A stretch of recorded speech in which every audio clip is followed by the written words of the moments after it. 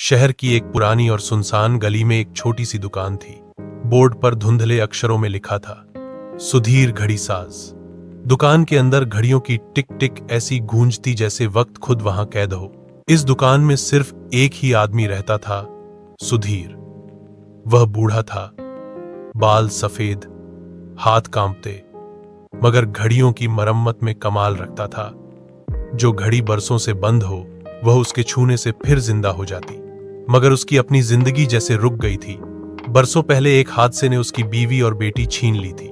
अब वह घड़ियों से बातें करता, जैसे वही उसका परिवार हो। एक रात बारिश और तूफान में वह एक पुरानी जेब घड़ी पर झुका हुआ था। यह घड़ी एक बुजुर्ग लाए थे, जो बोले, यह मेरे दादा की निशानी है।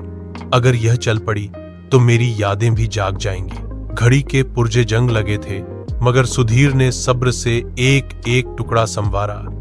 कई घंटे बाद उसने पेंडुलम दुरुस्त किया और धीरे से चाबी दी। अचानक टिक टिक टिक घड़ी चल पड़ी। वह आवाज सुनते ही सुधीर की आंखों से आंसू बह निकले।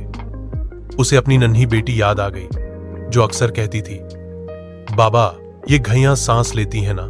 वह मुस्कुरा कर बोला, हाँ बेटा, ये सांस लेती हैं, और इन्हीं सांसों से मैं भी इंदा हूं। अगली सुबह बुजुर्ग घड़ी लेने आए।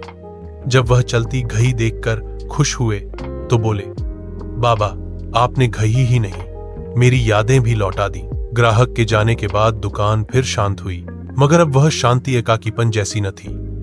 घड़ियों की टिक टिक में जैसे बेटी की हंसी घुल गई थी। कहा जाता है कि जब बरसों बाद सुधीर अपनी कुर्सी पर बैठे बैठे शांत हो गया, उस रात दुकान की सब घड़ियां एक साथ बज उठी, जैसे वक्त ने खुद उसे आखिरी सलाम किया हो।